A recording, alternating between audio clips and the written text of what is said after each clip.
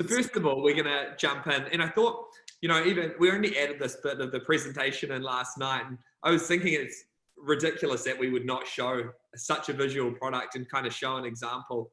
But over to you, Chris. Do you want to maybe just introduce what video we're about to watch and what TrueSite's all about? Yeah, for sure. Mike, thanks for obviously hosting Brooke and I as well.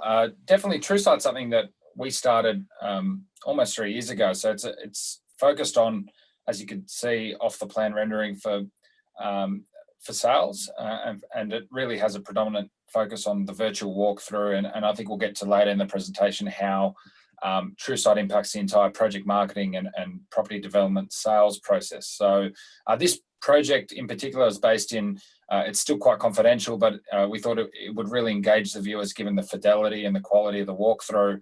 And it was essentially a refurbishment of a current existing premises. So it's quite interesting. It was not a pure off the plan sale as we will talk about today, but it's for the purposes of upkeeping a property and bringing it to life essentially for a high net worth sale. So this was an individual client, high net worth individual that wanted to really rebrand it, and I'm sure the viewers will notice the location as well. Should I hit play? Yeah, sure. Cool.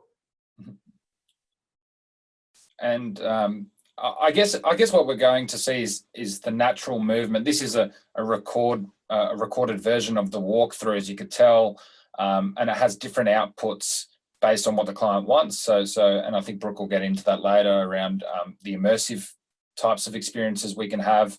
But this shows that the level of quality for the interior design and essentially what we envisioned would capture a relevant buyer's interest when we conducted the property. It's also important to note that the views of the property are very relevant and very directly accurate based on the elevation of the property.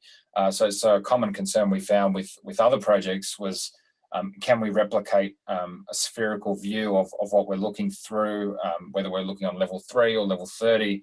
And I think this project really captures the answer to that. So this is just a daytime walkthrough now of the same property, just to show the buyer what it would be like to be immersed in the space.